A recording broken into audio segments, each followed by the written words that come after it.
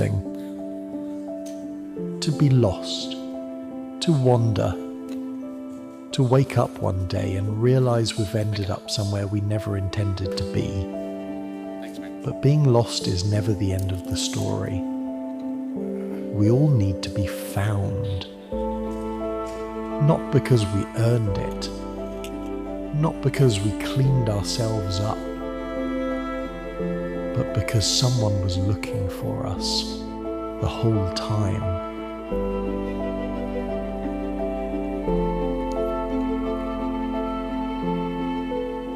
All right, well, if you've got your Bible, open them up to Luke chapter 15. We're continuing in the story of the prodigal son. Before we get into that this morning, let me just say this to the church.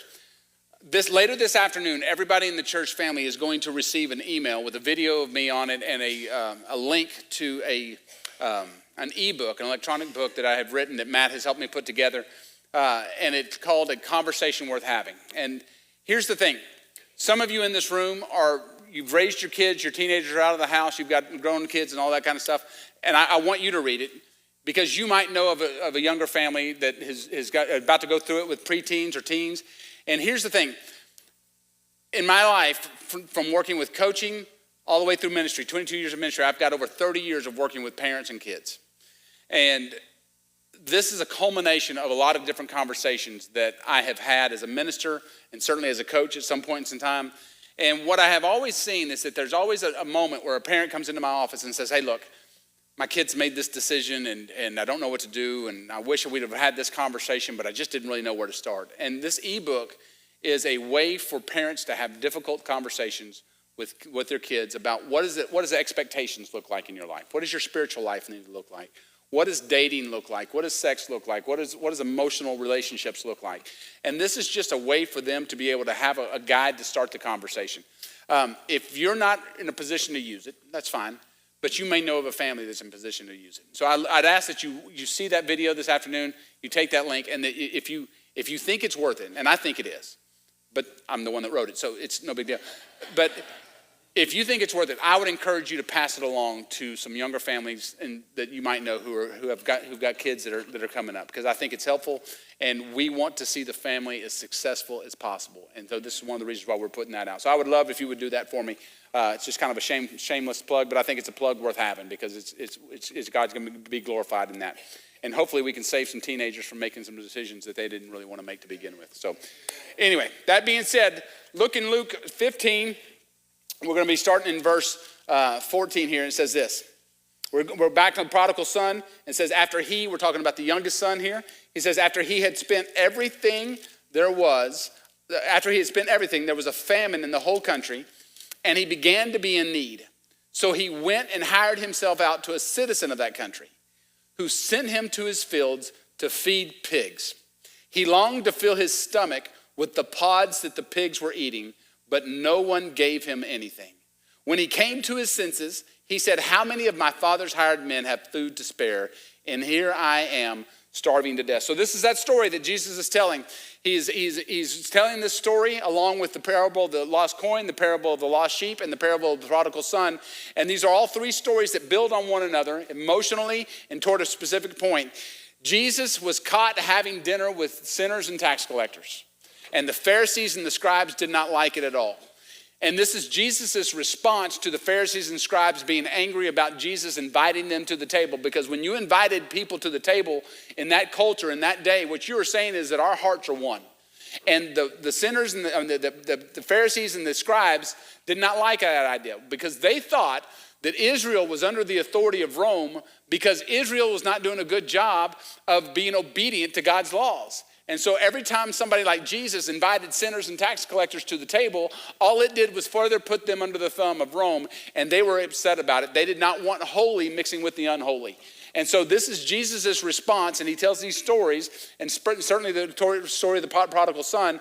And in this story, we know that the younger son is representative of the sinners and the tax collectors. And we know that the older son, who gets angry at the end of the story, which we'll look at in a few weeks, he is representative of those who would sit in judgment of the sinners and tax collectors. Those who go to church all the time, those who memorize the scriptures, those who are theologically trained. These weren't priests, these were just lay people who just thought they were better than everybody else. And so the story hits hard when you understand that. Now, This morning, we're going to continue to talk about the youngest son, and I'm going to make a statement here to start this thing off, and I want you to listen clearly to my statement, and then listen clearly to everything that I say after this, because if you just hear the first thing I say, then you're going to send me an email this week, and you're going to be mad at me, and you're going to have missed the whole point, right? So listen to everything I say, and don't get mad at me until the end of the sermon, all right? We'll get mad at that point, and you may have reason to. The first thing I'm going to say is this. There's a reality of sin, and it's this. It is not boring. Let me just say that one more time. Sin is not boring. If it were, we wouldn't be having to do this sermon today, right? It's not always committed down a dark alley. It's not always committed on a rainy day, surrounded by people who are wearing sunglasses and looking out for the authorities. That's not how sin always comes across. The truth is that sin can be exciting for several different reasons. And one of those reasons is this. It offers instant gratification.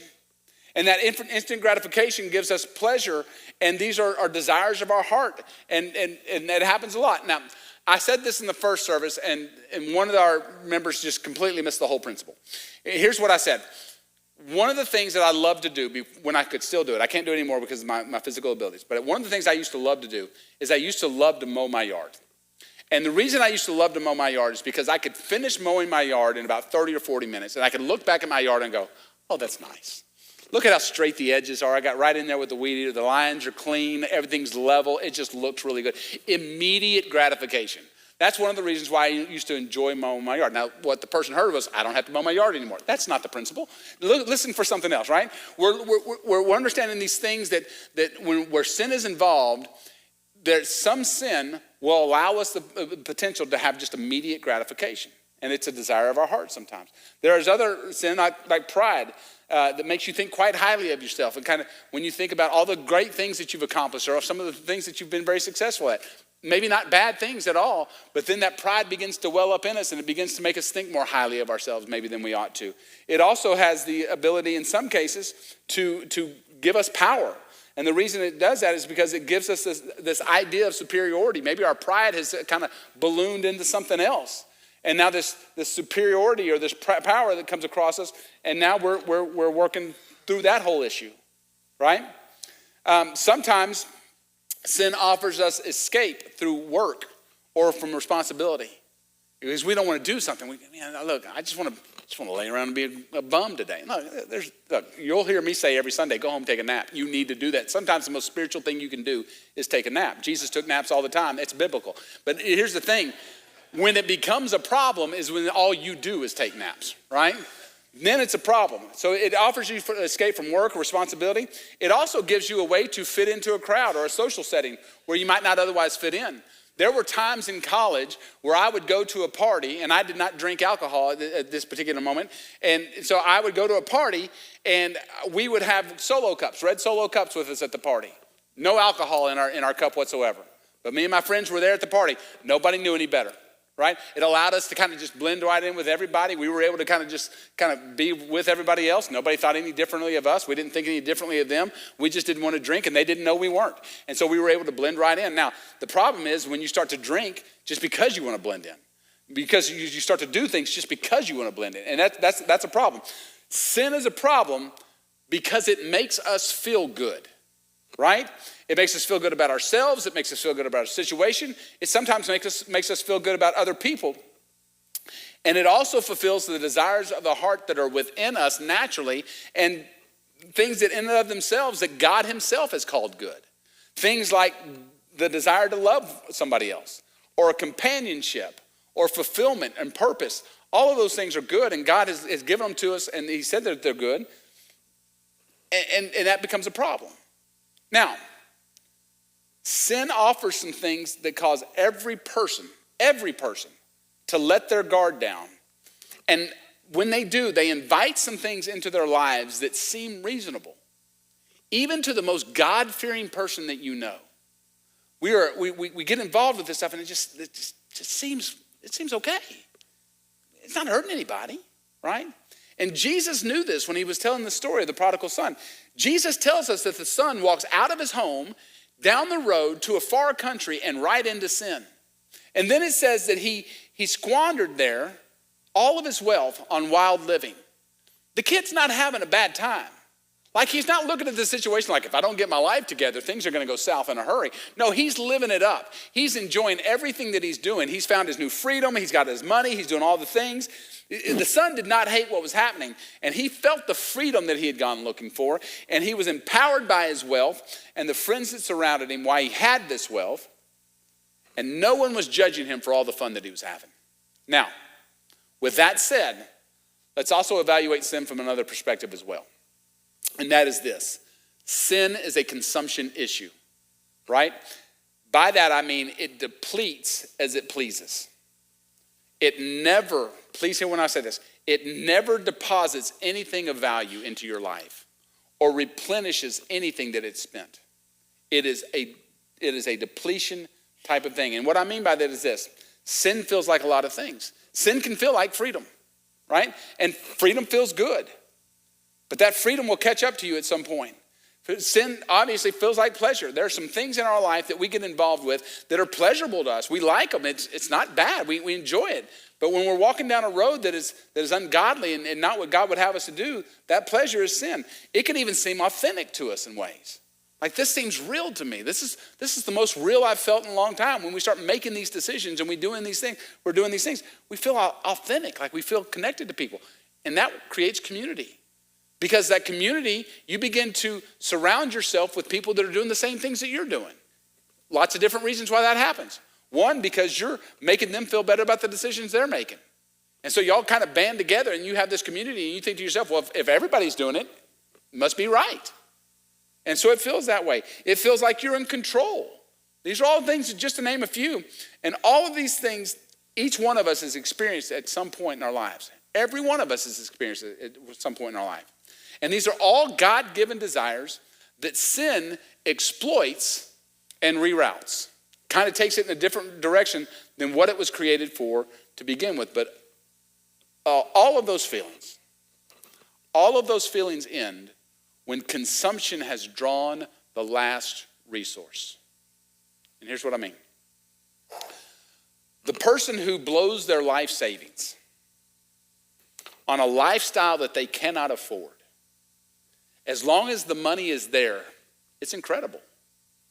But as soon as the credit cards won't slide through anymore, as soon as those credit cards get denied, and as soon as the bank comes looking for the money that you owe them, it's not fun anymore. You realize you're in a bad place. The resources have run out. Pornography. There are lots of people, sadly, that are addicted to pornography. Pornography, what it does, when you look at it, it delivers a dopamine hit to your brain. And you think to yourself, it's harmless because nobody's being bothered with it but me. But what's happening as you continue to look at pornography is it's beginning to rewire your brain. And in doing that, it destroys the intimacy between you and your spouse or you and the relationships that you have. And it erodes a relationship because of misguided expectations. You begin to think that this is natural when it's not natural at all. That's not the way a real marriage looks like. That's not the way a real relationship looks like. But because that's what you look at all the time, and the fact that your brain has been rewired for it, now that's what you expect, and it just destroys everything. The individual who finds their validation through social media, every time one of those red notifications pops up on your phone and you immediately have to go and check out who liked your stuff, who commented on your stuff, who gave a little heart to your stuff. All that stuff fills the validation box. And it continues to do so up until the time that you realize that you're performing life instead of living life. And you're a prisoner or a hostage to a number that you can't control, but you want more of. It's just constantly. See, what happens is sin is a loan that gives you freedom. It gives you control, and it gives you validation on the front end. And then it collects from you with interest on the back end. And the reason it does that is because sin depletes as it pleases. Now, once sin has depleted every resource that you have, that's when the famine comes in. Look in verse 14. After he had spent everything, not some of it, everything, there was a severe famine in the whole country, and he began to be in need. The famine here, remember, Jesus is telling a story, so this has got a point, right? The famine here is a picture of the son's moral and financial bankruptcy. The son had squandered every resource that was available to him. He had squandered his money, He had squandered his relationships. He had squandered his intimacy because of his loose moral lifestyle that he was living. He had squandered his trust. Nobody in his home trusted him anymore. Now that the money has run out, none of his friends that were with him because of the money trust him anymore. And his usefulness to all those people has run out. He is completely broke because the sin that he was living in never replenished his account. It never deposited anything at all. And let me tell you this. As Jesus is telling the story, that didn't happen overnight. Those were decisions that were made one at a time. This is not the father who's kind of reaching beyond the borders of the country that he's in to where the son is and punishing the son. This is not the bigger brother who is somehow orchestrating some kind of a get back at the younger brother because he's mad at him. And this is not even God smiting the younger brother because he's being disobedient. That's not any of those things. The famine here is a spiritual reality of what happens when we spend our lives on things that cannot replenish what they consume. That's what happens. And it's what happens when we remove ourselves from the source of everything that is good.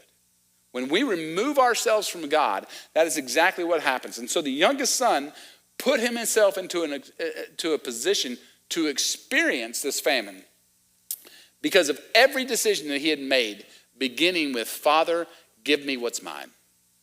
At the moment that he looked at his father and he said, I don't care if you live or die, I just want what's coming to me.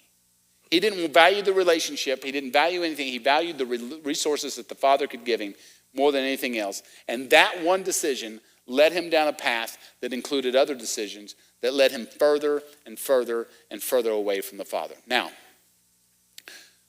no one wakes up one morning and says, I want to be the villain. Nobody wakes up one morning and goes, look, I think I'm going to go murder somebody today. Nobody wakes up one morning and goes, you know what, I think I'm just going to go cheat on my spouse today. Nobody wakes up one morning and thinks, I'm going to go be corrupt in my company and do as little work as possible and still receive my full paycheck. Nobody wakes up one morning and just decides to be the villain. It happens by a process. Now, I'm going to give an example here, and what I want you to hear is the principle of the example. Because for some of you, this may be like, JJ, why are you stepping on my toes? Well, maybe because God's calling you to have your toes stepped on this morning. That's fine. But the principle is much more important. So think of it this way. You're a man who's in love with your job, and you're in love with your family, but your job is going really well, and so you call your wife one night and like, hey, look, honey, I'd love to be at home tonight, and I know we had dinner plans, and the kids are all going to be at the house, but I just can't make it tonight. We got a lot of things happening down at the office, and so I'm just going to be late tonight, or maybe a little later than usual, but I'll be home later on, just this one night. But then things start really rolling at the office, and you're just really successful, and things just continue to grow. And it's not just one night a week that you're missing. It's multiple nights a week that you're missing dinner with the family. And you're starting to really feel bad about it, and eventually you feel so bad about it, you think, well, you know what? Here's what we'll do. I know I've got some stuff going on during the weekday, so here's what we're going to do. I know Sunday morning's church, but I think like this Sunday, we just haven't had much time to spend together, and so what we're going to do this Sunday is we're just going to skip out on church. And we're going to go spend the day on the lake, or we're going to go take a day trip. And hear what I say. You miss a day for your family. This is not legalistic. Go spend time with your family. God wants you to spend time with your family. Don't get wrapped up in that part of the deal. But what happens is you take that one Sunday and you go, well, that worked out really well. Me and my family, we had a really good time together. I don't feel nearly as bad about missing during the weekday now. And so what happens is you think, oh, we'll do it again. So now you're going to church maybe one time a month. And then it gets to the point where you're not going to church at all, and maybe your family's going to church without you, or if they're still going at all. And then you get to a point where the next thing you know, it's been 6 months since you've had any kind of interaction with God because you're taking too many meetings to find any time to pray, and you've kind of stopped reading the Bible a long time ago because you just got so much going on. And then 6 months later, everything's broken. Like your family is broken, and you're broken. And you realize you haven't had any interaction with God whatsoever. And the only reason you're realizing that is because tragedy has struck your family. And now you're in a position where you don't even think God wants to hear from you. And it just happens one step at a time, one decision at a time. And if we're not careful, we'll continue to go down that road. It comes down other avenues as well. Pride is an avenue that can take us down that way. Pride doesn't allow us to see where we might be wrong in a situation. I don't know if y'all know this or not, but I'm not always right. I like to think I'm always right, but I'm not always right. You know what? You're not always right either. And what happens is we get built up in our minds that I know this better than anybody else. I'm smarter than everybody else on this subject. Nobody can tell me what to do in this area. I've got this down. And so that pride builds up in us, and we become so prideful that we can't function correctly anymore. And one decision after another leads us down a path that we shouldn't be going.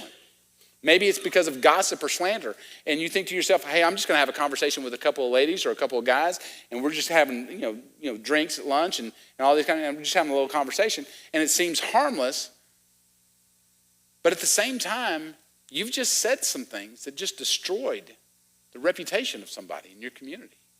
And whether it goes community-wide or just stays within those 2 or 3 people, you've still destroyed that person's reputation.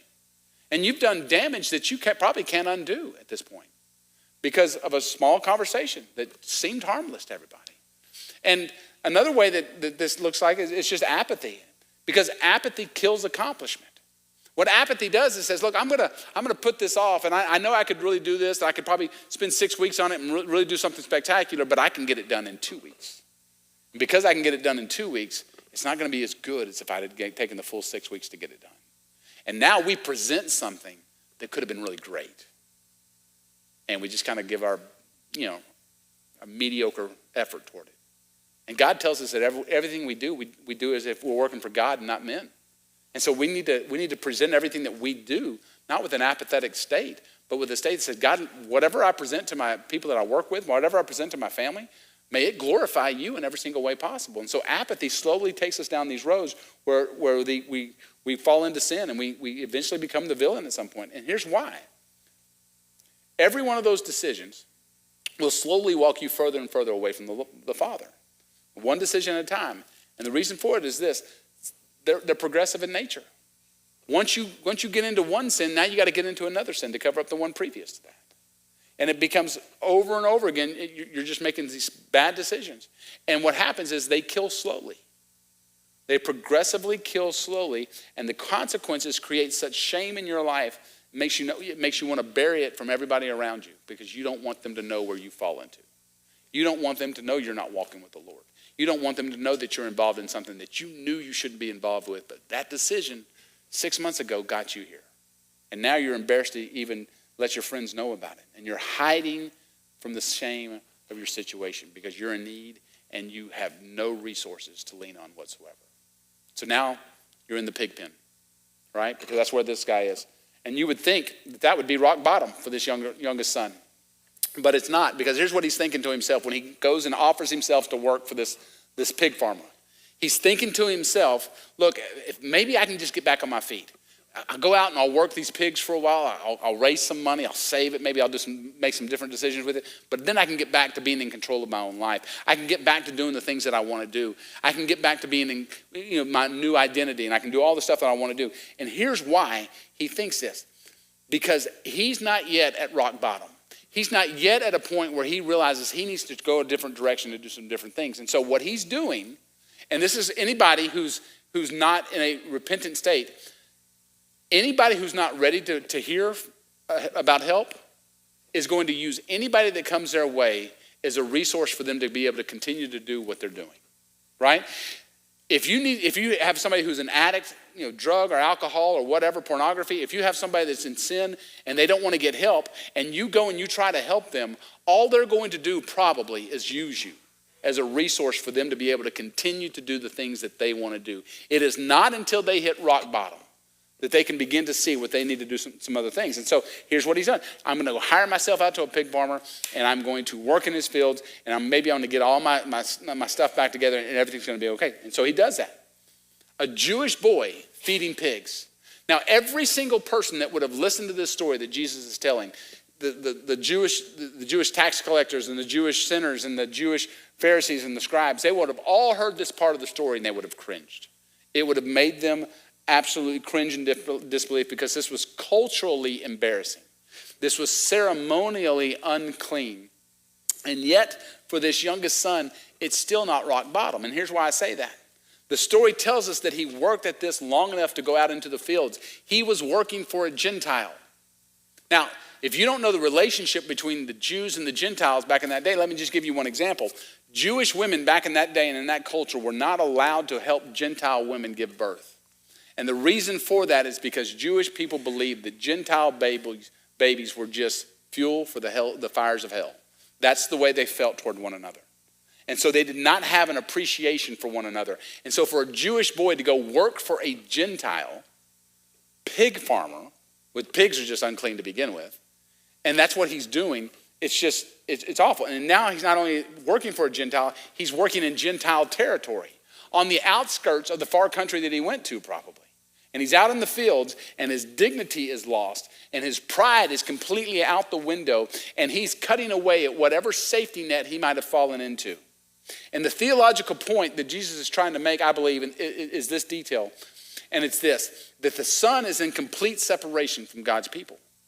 He's completely separated from God's people. All the people that made him who he was, he has self-imposed exile on himself, and he's completely away from his people. And he is at a depth spiritually that has no floor beneath it whatsoever. All the people that he spent money on are gone. All the money that he had to spend is gone. Everything about his freedom that he thought was going to be so great is now a prison for him. And this new identity that he was trying to establish is now hidden under the smell of pig manure. That's who he is at this point in time. And the hard truth of this situation is this. Nobody put him there. He chose this. From the demand that he made, from the departure down that road to the far country, to his spending, to his no accountability lifestyle, all of his own decisions have led him to this point. Which makes me ask the question, does that sound too familiar for anybody in the room? Does that hit a little bit too close to home to anybody? Because the reality is this. Our own decisions can be a very difficult pill for us to swallow.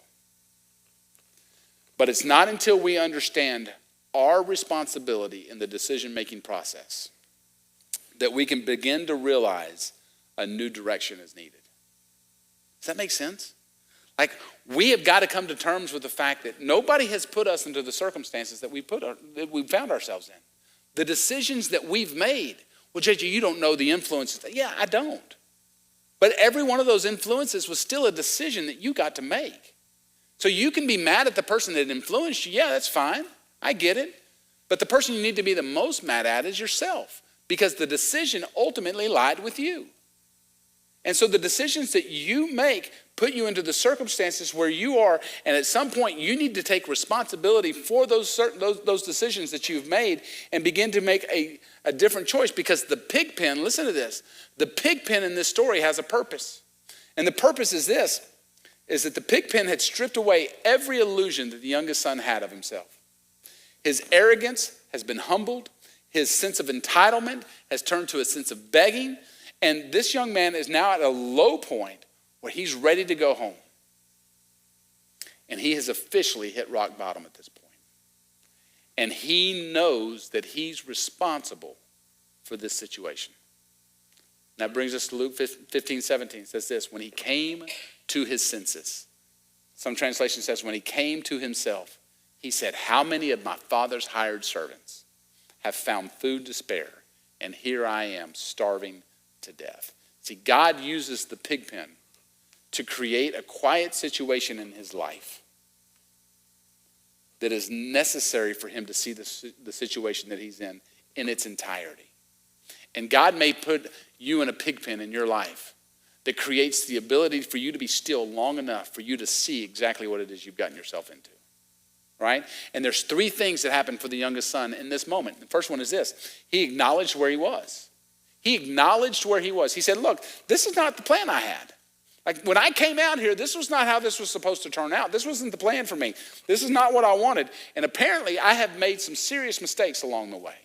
That's number one. Number two is this. He remembered what he had left. He left a family. He left people that loved him. He left security. He left hope. He left all types of things that could have given him all kinds of opportunities beyond what he's living in now. And so he realized where he was. He remembered what he left. More importantly, he made a decision. He said, this is not where I'm staying. Like, this is a bad place to be, and I can't stay here any longer. It's time for me to head back to the Father. And it's at this moment that it took every bit of courage that he had in order to make that decision. Because the truth of the matter is this: it would have been a whole lot easier for him to hide in his sin than to ever take a step back toward the Father.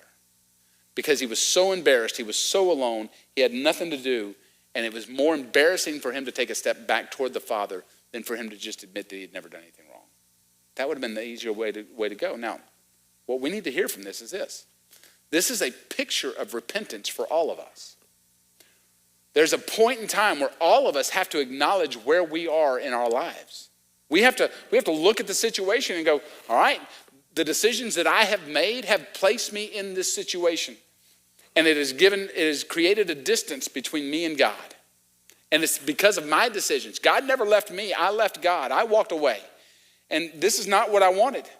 And this is not where I wanted to be. And this is not the peace from the Father that I thought we were going to have.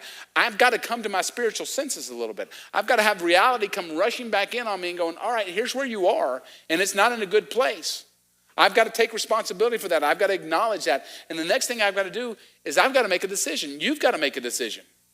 Am I going to stay here and I'm going to wallow in this sin and I'm going to wallow in this embarrassment because of the decisions I've made? Or am I going to take all the courage that I have and take one step back to the Father? Because that's where it begins. It begins with the first step back to the Father. And the invitation to you this morning is this, is that we all need to acknowledge where we are. Because some of you are in the far country and you're far apart from God.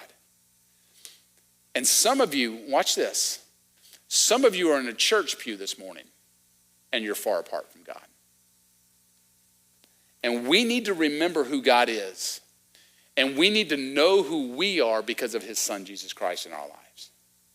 And we need to take our first step back to God. And what that might look like for you this morning is this. It might mean that before you get in your car and leave the parking lot this morning, you might just stop right there at your car and go, God, this is not what I wanted. This is not what I thought was going to happen. This is not the decisions that I thought I was getting myself into, but yet here I am. And you've got to take responsibility for your situation and your decisions and say, God, I'm coming back to you. And it's going to take every bit of courage that you have in order to be able to do that. It may look like you coming and having a conversation with me or Matt or your spouse after this service is over and go, I don't know what happened, but this is where I got to. And this is not where I'm supposed to be. And it may be just you leaning over to your spouse and go, look, I've been hiding from you for a long time. And I've been showing you a part of me that doesn't really exist. Because I am so lost, I am so broken, and I don't even know how I'm supposed to get back from God. And you might be thinking to yourself, there's no way God wants to hear from me at all. I'm too far gone. And if that's you this morning, here's what I would tell you. I would just repeat what Jesus said in Matthew chapter 11, verses 28 through 30. When Jesus says, come to me. He doesn't say, hey, just stay as far away from me as possible. He says, come to me, all you who are weary and burdened, and I will give you rest. Take my yoke upon you and learn from me, for I am gentle and humble in heart, and you will find rest for your souls. For my yoke is easy and my burden is light. See, in that verse, those verses, the invitation is always come back to him. It's never to stay away. It's always to come back to him. And the call is for everybody. Not the people who are just really bad, and not the people who just know all the right verses and do all the right stuff and serve at church. It's for everybody. He says, come to me. And he promises rest, and he promises learning, and he promises gentleness as we fulfill the purpose that we were created for. And let me just tell you this, the purpose that you were created for is not your job. It's not you being a parent. That's not your purpose. Your purpose was to have a relationship with him. That's why you were created. And then in your growth of your relationship with him, your purpose goes a little bit further in that we are to lead as many people as possible to God through Jesus Christ. That's our purpose. Some of you may do it as a CEO at a company. Some of you may do it as a pilot. Some of you may do it as a stay-at-home mom or stay-at-home dad. I don't know what it is. However it is that you fulfill that purpose is one thing. It's your job, your responsibilities is not your purpose. Your purpose is to know God and to bring people to know God. That's why our whole conviction here at this church is that we want to see lost people saved and saved people grow so that we can help grow the kingdom of God. That is our purpose. That is the only reason we exist. And anything else beyond that is just gravy. God has blessed us with that. And what I'm asking you to do this morning is I'm just asking you to acknowledge where you are and make a decision. Do you need to take a step back to the Father and allow him to love you the way that you were designed to be loved?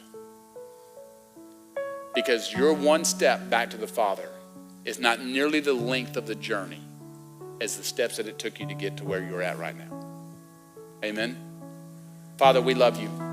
And we thank you for you have given us a church family that loves one another, that cares for one another. And God, there are people in this room, I could almost guarantee it statistically, there's people in this room that are not living with you at all. They have no relationship with you at all. And God, my prayer is that they would acknowledge where they are right now and they would just have the courage. You would give them the courage to take a step back today. God, that you would help them to look around this room at the fullness of this room and be able to say, God, I feel alone, but I'm clearly not alone. You've got me in this room for a reason. And then I would encourage our church family to be ready to have a conversation with anybody that might come up to them and say, look, I'm ready to walk with you. Because what you're going through, I've walked through. And if I haven't walked through it, then I'm about to walk through it with you. Because that's why you bring us together as a church family. It's not so that we can come here on Sunday mornings and check a box and go home and feel good about ourselves. It's so that we can walk together, Father. And as we're in the far country, God, we need your people. And more importantly, we need you. And so the prayer this morning is if there's anybody that needs to give their lives to you this morning, they would just simply submit themselves to you. God, I give my life to you. And I pray that you will save me. And I know that doesn't mean I'm going to understand everything at this moment in time, but what I do know is that I've given myself to you. And I pray that you will surround me with people that love you and love me and will help me get to